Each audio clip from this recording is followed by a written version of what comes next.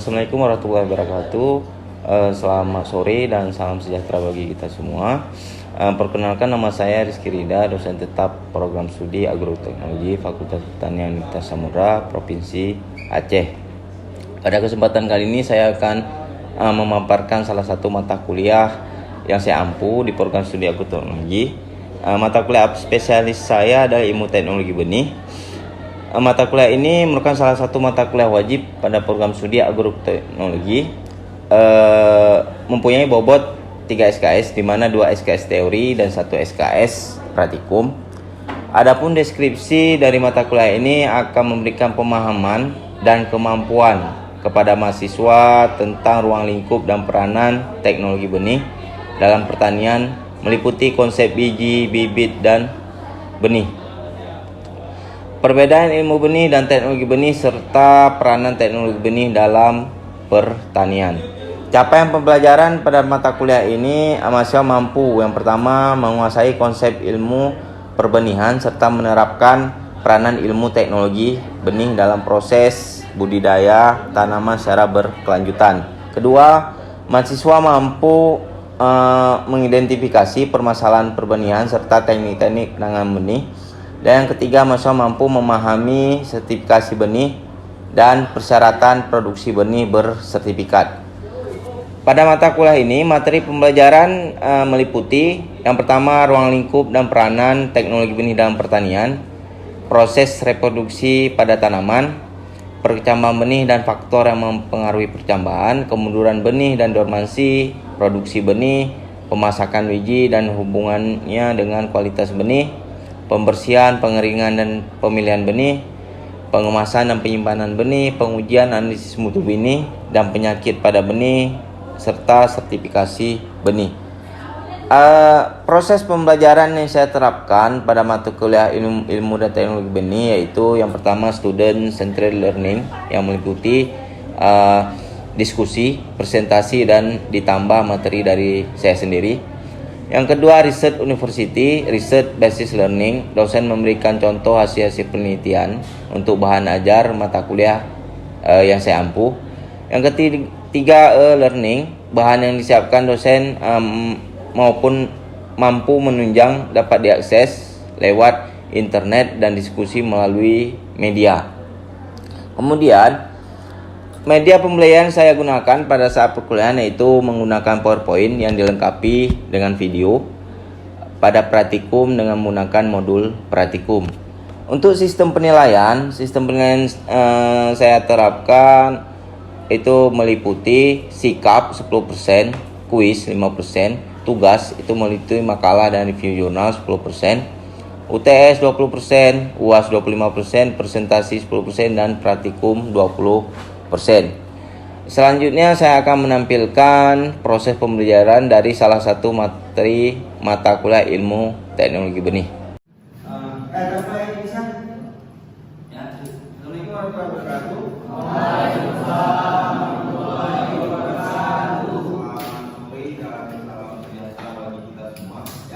Jadi hari ini kita mulai lagi mata kuliah ilmu teknologi benih dengan materi pertambahan benih. Ya, jadi nanti kita itu membahas mengenai proses perkecambahan, pigmen, fitokrom, dan tipe perkecambahan. Proses perkecambahan, bagaimana benih itu bisa berkecambah. Apa yang dimaksud dengan berkecambah? Ya, kemudian pigmen, fitokrom, ini salah satu yang mempengaruhi. Ya, lihat apa itu perkecambahan? Apa itu perkembangan? Saya tahu. Ayo. Proses pertumbuhan. Yang baik. Proses pertumbuhan. Pertumbuhan apa? Tumbuhnya akar, tumbuhnya tunas. Ada apa beda antara biji, bibit, benih? Ayo Pak. Kalau sampai ke biji itu masih baru dia Pak, awal kalau sampai ke biji baru dia. Sementara kalau sampai ke benih dia tumbuh gitu Pak. Kalau bibit? Kalau bibit dia udah misalnya udah 2 minggu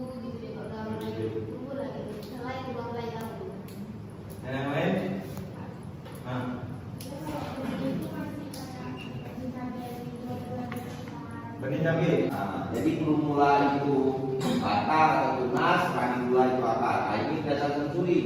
Jadi proses pertumbuhan embrio dan komponen memiliki yang memiliki kemampuan tumbuh secara normal, jadi tumbuhan baru. Nah, jadi kalau pengertian dia tidak hanya sekedar tumbuh, tapi tumbuh normal. Bagaimana maksud tumbuh normal? Ini mana ada yang tahu? Ada? Jadi maksud tumbuh normal tidak hanya muncul akarnya menembus kulit gigi, tidak hanya bermula menembus kulit gigi, tapi tumbuh benih yang menunjukkan munculnya akar walaupun dia kecil itu kita itu. Maka nanti nilainya ya lebih tinggi potensi tumbuh dari daya bertambah. Gitu kan? Kemudian tumbuh baru secara normal menjadi tumbuhan baru. Kemudian komponen ini juga adalah bagian ditambah yang terdapat di dalam gigi, yaitu radikula dan plumula. Ya, tetap juga radikula dan plumula. Artinya berdasarkan Stoffel 2012. Stoffel ini pakar benih juga berasal dari UB Brawijaya. Nah ya, Prof. Islam Stoffel. Pertambahan suatu proses di mana radikula memanjang keluar menembus kulit biji. Di balik gejala morfologis dengan kemunculan radikula tersebut terjadi proses fisiologi dan biokimia yang kompleks. Apa maksud proses fisiologis dan biokimia? Ada yang tahu? Ayo. Apa proses fisiologi?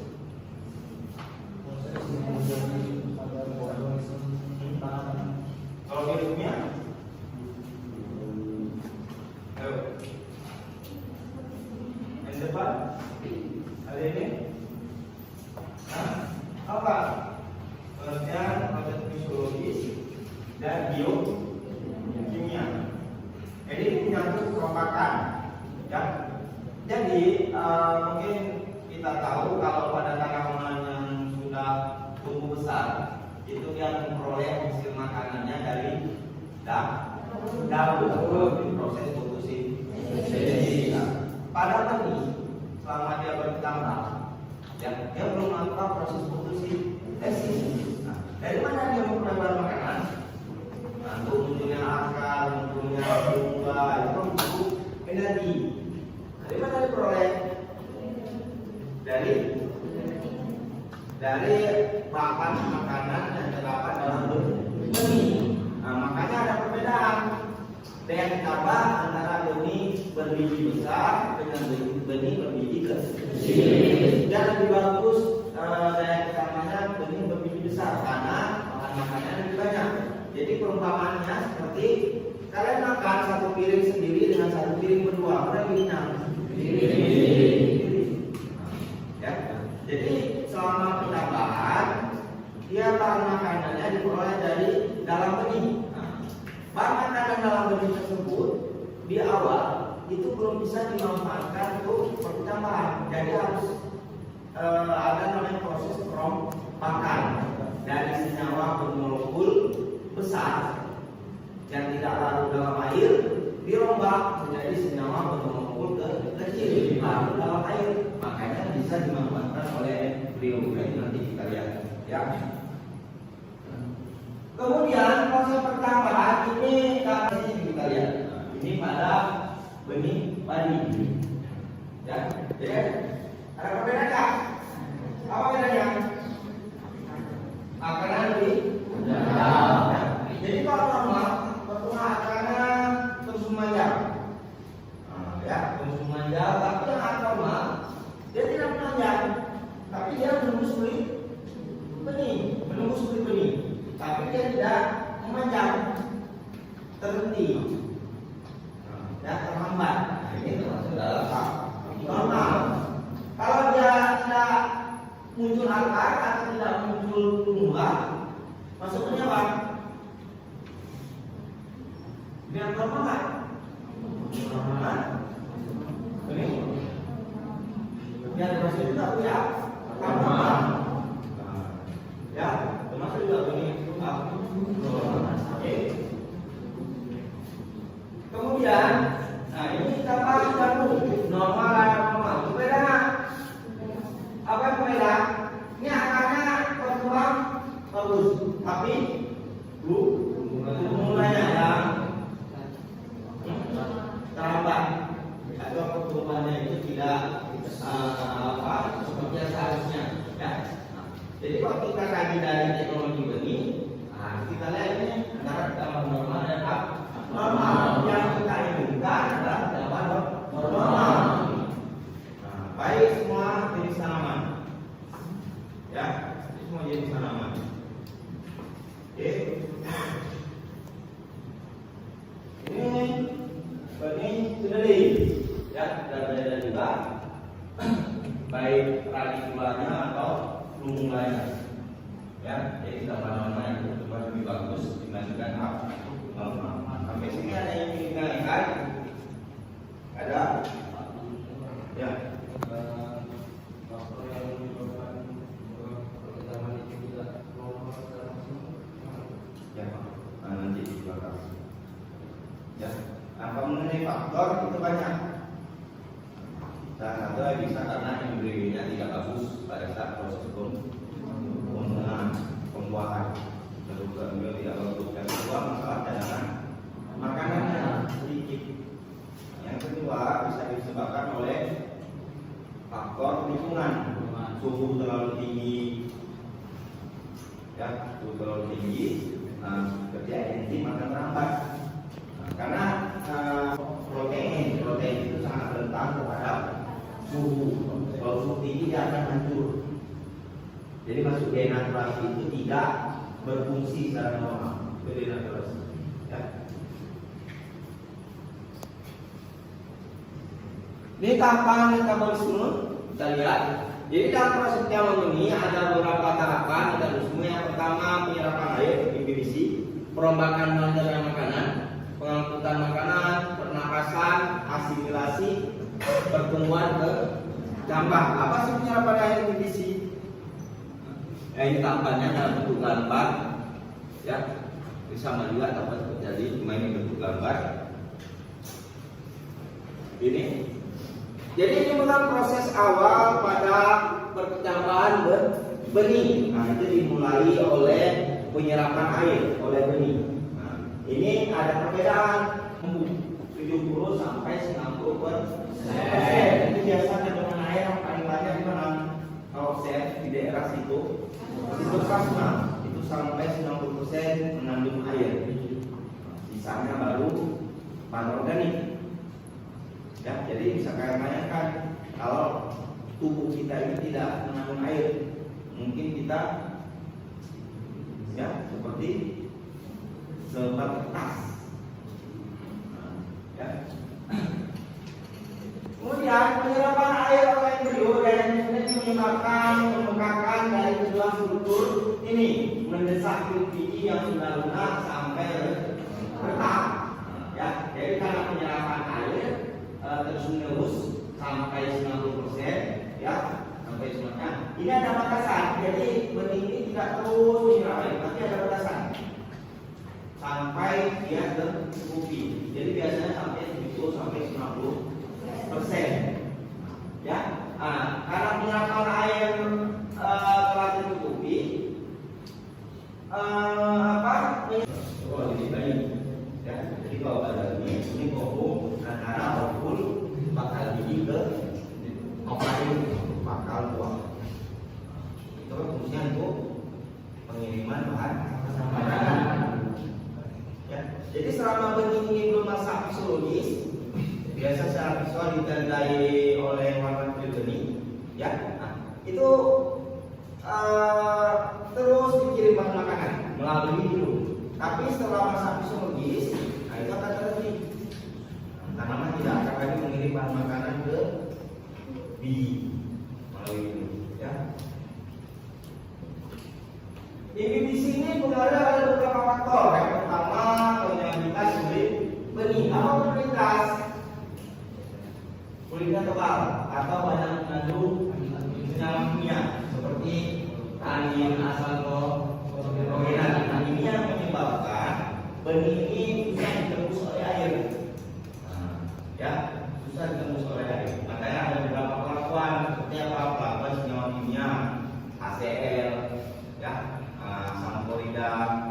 atau dengan tekanan. Kalau senyawa kimia tidak terlalu banyak, itu bisa dengan air hangat. Hangat kuku, makanya mungkin ada pernah lihat video dianjurkan sebelum tanam berikut kita rendam dengan air hangat. Itu salah satunya untuk mengurangi tergantung dari proses PVC. Nah, ya. Kalau kemudian ini tidak aktif, enzim ini tidak bekerja, tidak berfungsi. Nah, jadi setelah proses PVC, karena benih menyerap air, gibrelinnya menjadi aktif, ya. Kemudian gibberellin ini menguasai seluruh bagian benih sehingga menyebabkan enzim ini bekerja.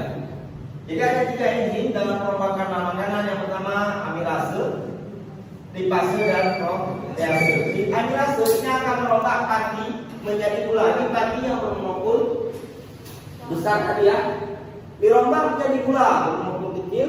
Lipase lipid menjadi asam lemak, protease protein menjadi asam amino. Setelah menjadi gula, asam lemak, asam amino, barulah dia bisa dikirim ke bagian pembentukan atau disebut dengan embrio eksis bagian embrio. Ya. Pengangkutan dalam makanan. Jadi setelah bahan makanan yang telah dicerna tadi, gula, asam amino, dan asam lemak diangkut, ya, setelah bermolekul kecil, diangkut dari daerah jaringan penyimpan makanan menuju daerah titik tumbuh atau embrio eksis, ya. Akhirnya mungkin ada gula dan granula, ya. Biasa pada tanaman alat pengangkut apa? Yang pengangkut silem dan kloen. Kenapa dia pakai silem dan kloen? Kenapa? Kenapa? Bisa ada. Kenapa karena benih biarnya silem dan kloen itu belum dimiliki, ya, belum ada pada tahap pertama. Maka proses pengangkutan atau transport dari makanan yang sudah dirombak tadi, ini dilakukan oleh atau proses difusi dan ososis satu sel ke sel hidup lainnya. Maka karena belum memiliki jaringan pengangkut silem dan kloen, ada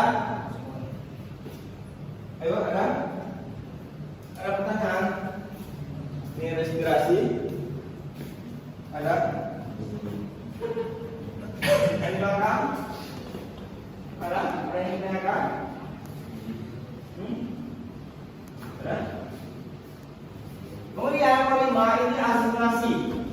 Ini tahap terakhir dari pengangkutan dalam makanan, ya. Tadi setelah diolah dari senyawa bermolekul besar ke kecil, larut dalam air, ya, dikirim, ditranslokasikan. Nah, kemudian ada proses asimilasi.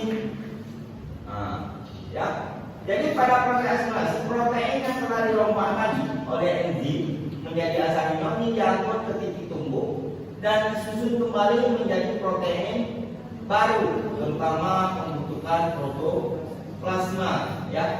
Jadi yang telah dirombak tadi disusun kembali menjadi protein baru. Ini dipergunakan untuk pertumbuhan dinding sel.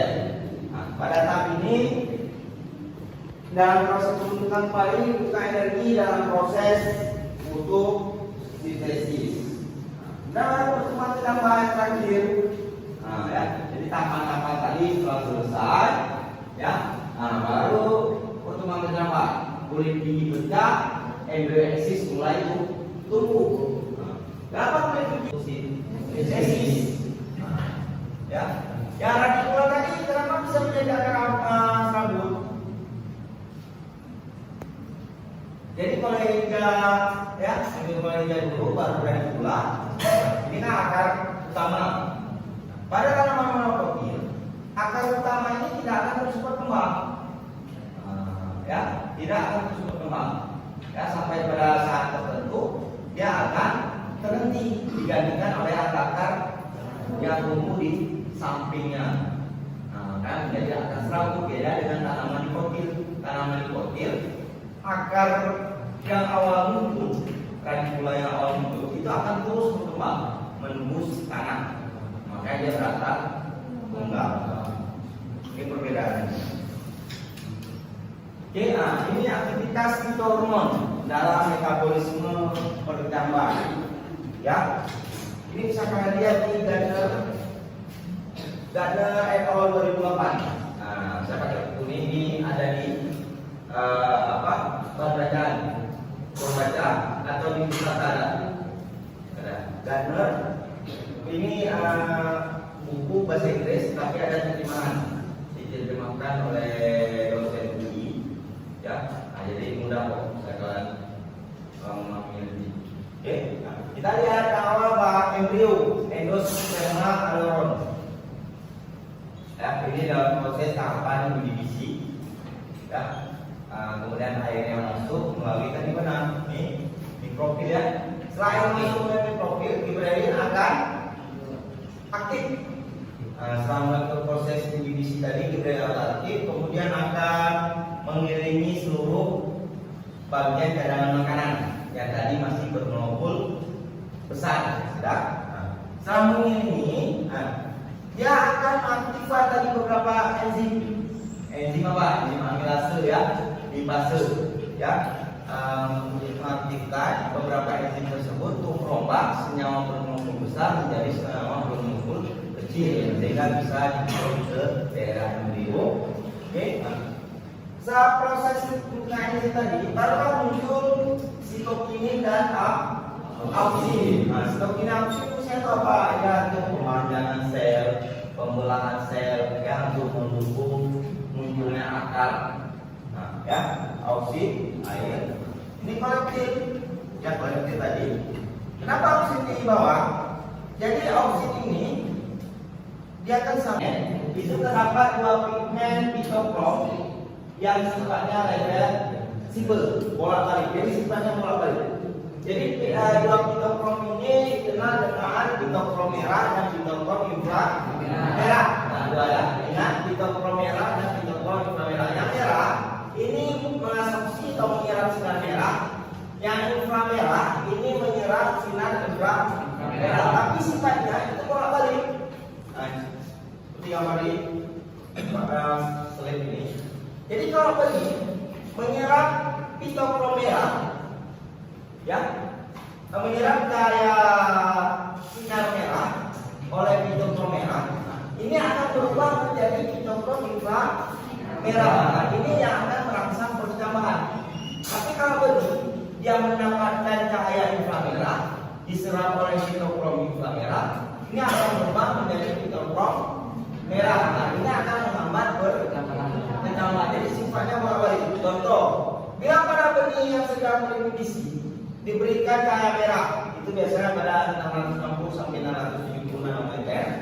Ini maka akan menyebabkan pitokrom merah ya, karena cahaya merah berubah menjadi pitokrom inframerah. Ini menimbulkan reaksi merangsang pertambahan. Ya, kalau kita berikan pitokrom inframerah, apa terjadi? Ini kan diberikan cahaya merah, diserap oleh pitokrom merah, berubah menjadi inframerah. Pitokrom inframerah ini akan merangsang pertambahan. Kalau pada tahap awal ini kita berikan cahaya inframerah, bukan cahaya merah, apa terjadi? Dapat lambat. Kenapa? Karena sifatnya bolak-balik. Karena jika inframerah, dia akan berubah menjadi merah, sehingga akan menghambat jalan lipat.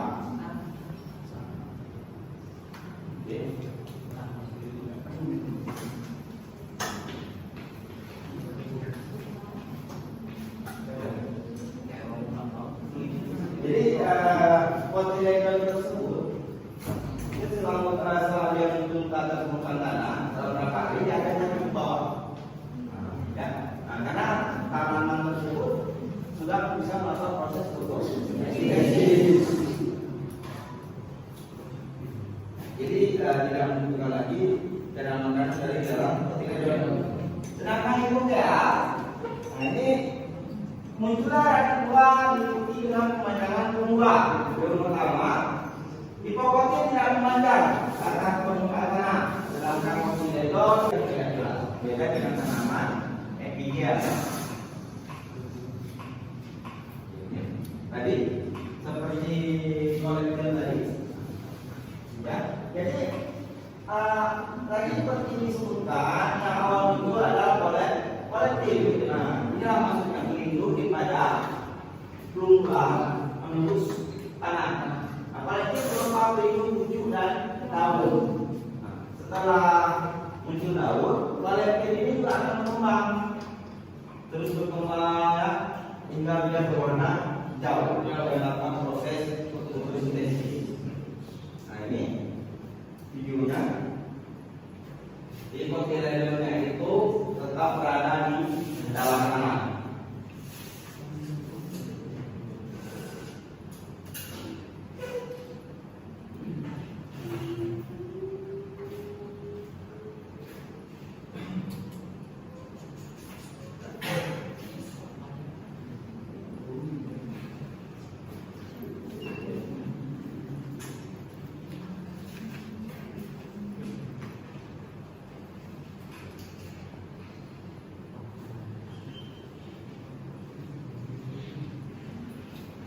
Ya, ada pertanyaan? Ada? Ada pertanyaan tentang tipe kecaman atau proses perkembangan? Ada? Ya? Nah, ini kenapa ada ini tidak mengikuti cahaya matahari?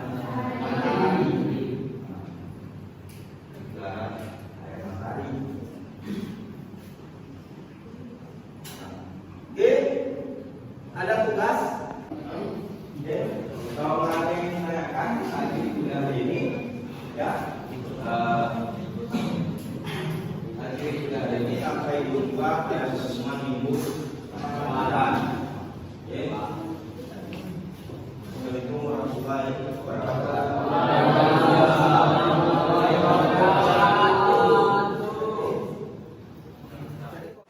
Itulah tadi penjelasan saya mengenai mata kuliah yang saya ampu di program studi Agroteknologi. Terima kasih. Wassalamualaikum warahmatullahi wabarakatuh.